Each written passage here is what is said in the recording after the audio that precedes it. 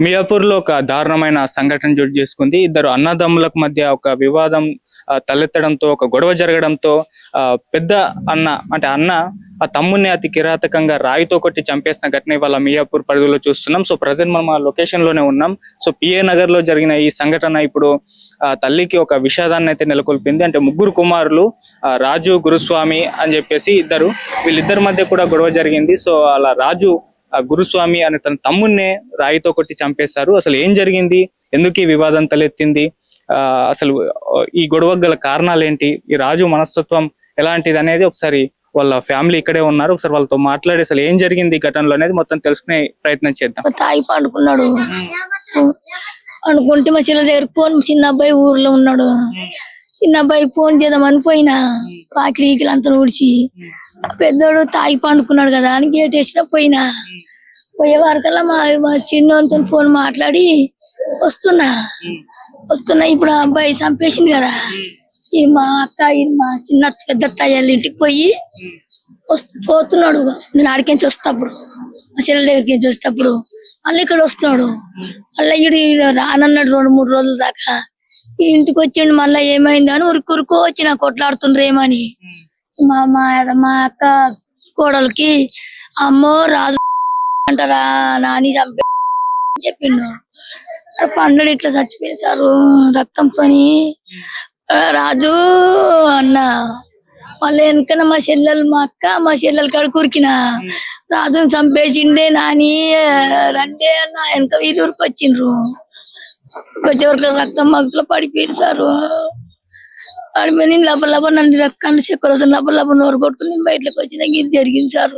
ఎప్పటి నుంచి వీళ్ళకి గొడవలు ఏం లేదు. ఈ పెద్దోడు జర తాగేస్తాడు, వాళ్ళని వీళ్ళని తిడతాడు.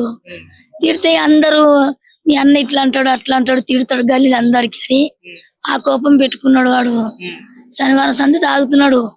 ఇది ఎంత చెప్పినా మారాడు. నన్ను కూడా తిడతాడు. తిట్టినా నా కొడుకే కదా, మరయాడు కాదు, నేను ఓర్చుకోపోతా. మంది ఓర్చుకోపోరు కదా. మమ్మల్ని తిడతాడు, బయట అంతే టార్చర్ పెడతాడు, ఎవరు చడుస్తాడు అనే. నేను అక్కడ పోయి చూసిండు. వాడు ఇంట్లోనే ఉంటే నేను అసలు ఎక్కడ జరగను సార్. నేను వాడు ఉంటే నేను వాడి దెబ్బ నేనన్నా 5 మంది వేసుకుంటాను. మన దెబ్బలు కొట్టని తాగి ఉంటే కావిలు కాసుకొని కూర్చుంటే ఇంకా నేను అక్కడ పోయినా మా చెల్లెలకు 5 నిమిషాలు కూడా మా చెల్లె ఫోన్ మాట్లాడి మా చెల్లెకి ఫోన్ ఇచ్చేసి వచ్చేసిన. వచ్చే వరకలా పడ్డాడు రాజు అని. రాజేడయ్యా అయ్యా బిడ్డ గిడ్డ ఊర్లు వేసుకొని చనిపోయింది. ఇట్లనే పని పెట్టుకొని నేనేం బతకాలయ్యా. వాడు ఇంత మోసం మాకు చేస్తాడని మాకు తెలియదు అయ్యా. ఆ నడిపోడు చంపేసిండు. ఇక ఊకే బయట గొడవలకు పోతుండని వానికి ఎవరు ఏం చెప్పారో తెలియదు. వానికి ఇసుకొచ్చిపోయి ఇక రాయెత్తేసిండు పైన. పండుకున్నాడంట, నిద్రపోయిండు. నిసెల్నే ఉన్నాడు. అమ్మ నీళ్ళు ఇయ్యన్న నీళ్ళు ఇచ్చిన పండుకున్నాడు. అబ్బాయి ఇట్లే పండుకుంటా సాయంత్రం దాకా వద్దు అనుకొని నీళ్ళు ఇచ్చిన తాగిండు. నా జేబులో పైసలు నేను తీసుకొని రాదు, నీ పైసలు నేను ముట్టాను రా అన్న. మంచం మీద ఇంత జరిగి ప్యాన్ కింద వచ్చి పండుకున్నాడు. ఇక పండిలే అనుకున్నా నేను. ఇదంతా ఊడ్చుకొని గేట్ వేసి మా చెల్లె కాడికి పోయింది. తప్పైంది. నేను మా చెల్లెల కాడికి పోకుండా మన పానం దక్కుతుండే అని దక్కుతుండయ్యా. నేను 4 రోజులు రాను, నేను ఉండను అని చెప్తే ఇంకా ఈమె ఇంకా తాగిన వాళ్ళు ఇట్లనే కొట్లాడుకుంటారు కదా అని ఇంకా ఊరెళ్ళిండు కదా అని వీళ్ళు చిన్న కొడుకు ఆ పిల్లగానికి ఫోన్ చేయడానికి వచ్చింది.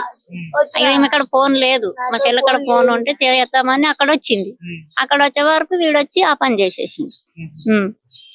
వాడికి నేను ఇంట్లో ఉంటే నేను అసలు ఎక్కడ జరగను అయ్యా. నేను ఎక్కడ పోను, ఇల్లు ఆడ ఇంట్లోకి బయటకి ఇక్కడ నేను ఇంకెక్కడ పోతే మా సాయంత్రం మా చెల్లె కాడికి 7 గంటలకి ఇట్లా పోతాను.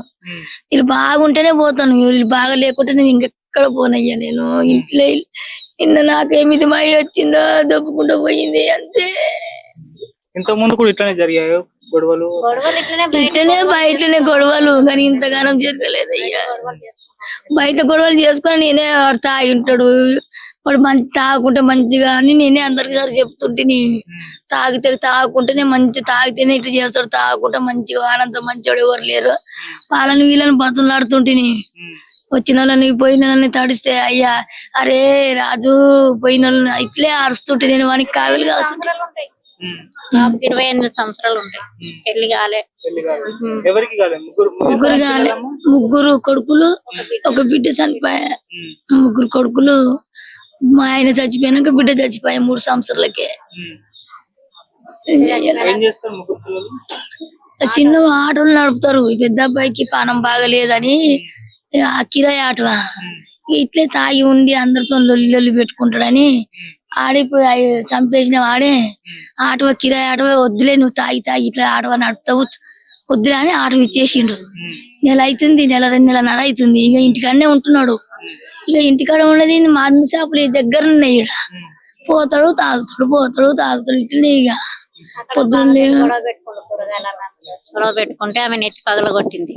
కొండపూర్ హాస్పిటల్ తీసుకుపోయి కుట్లు వేయించుకొచ్చిర్రు. చెయ్యంతా ఇదైపోతే కుట్లు వేయించుకొచ్చిర్రు. ఆ కుట్లు కూడా మానలేవు పిల్లగాని.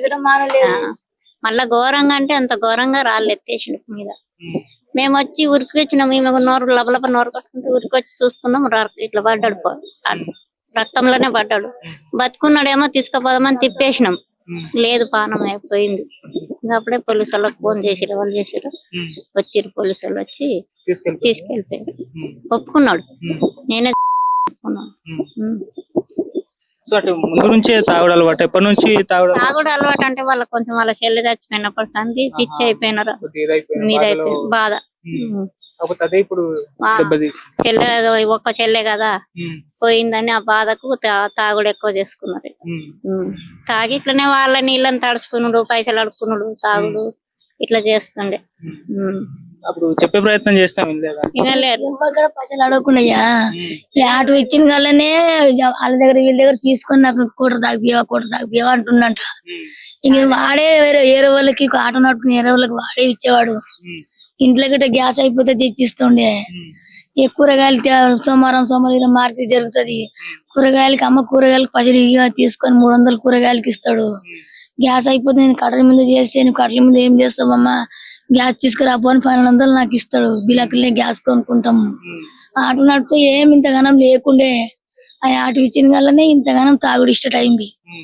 ఇన్నే ఉన్నాయి చేపలు. పొద్దున్న పోగానే దానికి ఎగబడుతున్నాడు. ఇక ఈయనకి ఊక తాగుతున్నాడు, ఇంట్లో తిడుతున్నాడు, బయట తిడుతున్నాడు.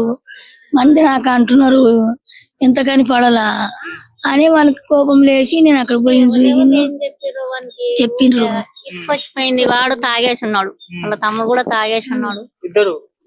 ఆడ తాగి పండుకున్నాడు పెద్దోడు. వీడు తాగేసి వచ్చిండు. ఇంక ఎవరెవరు ఏమన్నారో వానికి మనసులో మైండ్ లో ఉండిపోయింది. వచ్చి కొట్టిండు. ఇప్పుడు ఏం ఆదాయం లేదు సార్ వాళ్ళకు. పిల్లగాడు ఒక్కడే ఉన్నాడు. ఎవరైనా గిట్ల పనికి పిలిస్తే పోతాడు, లేకపోతే ఇంటికాడ ఉంటాడానికి ఏం పని చేస్తుంది. గిట్ల మీద పనులు 200-300 ఇస్తే పోతాడు. పెద్ద అబ్బాయి చూసుకునేవాడు. వాడు కూడా ఇప్పుడు పొజిషన్ లో ఉన్నాడు కూడా. వాడు కూడా స్కూల్ బస్సు నడుపుతాడు. వాడిగా వయసు డ్యూటీ కూడా పోయింది. వాడు కూడా ఇంట్లో సామాన్ గీమని తీసుకొచ్చేవాడులే. నేను అప్పుడు ఇళ్ళ పనికి పోతున్నా, చేతగా మానేసుకున్నా. 2 సంవత్సరాలు అవుతుంది. వాళ్ళే కూరగాయలు అన్ని తెస్తారు, బియ్యం అన్ని తెస్తారు. కానీ ఇంత పని చేస్తారని నాకు తెలియదు. నేను మా చెల్లె సార్, ముగ్గురు అక్క చెల్లెండ్లు. మాకెవ్వరు లేరు. మా ఆయన పోయిండు, మాకెవ్వరు లేరు. ఇక వీళ్ళని చూసుకొని మేము బతుకుతున్నాము. 3 కొడుకులు కదా ఆమెకు. మేము ఆ గల్లీలో ఉంటాం. ఆడికే వచ్చింది. మేము ఫోన్ చేసుకుంటా చిన్న కొడుకుకి చేస్తా అని వచ్చింది. అదే పాపం అయిపోయింది. మేము ఇంట్లుంటే ఆయన కొట్టేవాడు కాకుండా వచ్చు కానీ ఎవరు లేని చూసి ఇలా పని చేసిండు. వాళ్ళకి చూడుండ్రు ఏదన్నా ఆదాయం పెట్టి. ఇప్పుడు సాగు ఖర్చుకు కూడా లేవు వాళ్ళకి పైసలు సార్. ఆడు నడుపుతప్పుడన్నా ఉంటున్నా ₹1-2 రూపాయి ఆధారం లేదు, ఏ దానికి లేదు. వాళ్ళ దగ్గర ఏమి ఉంటే చేస్తాడు, లేక చేసి అప్పటిదాకా ఉంటాడు. ఏదైనా పని అంటే పిలుస్తారు, పోతాడు. ఈమెకైతే అసలు చేత కాదు. ఇల్లు సొంతమే కానీ ఏం చేస్తారు, ఇల్లు చూసుకొని పానాలు పోతుంది.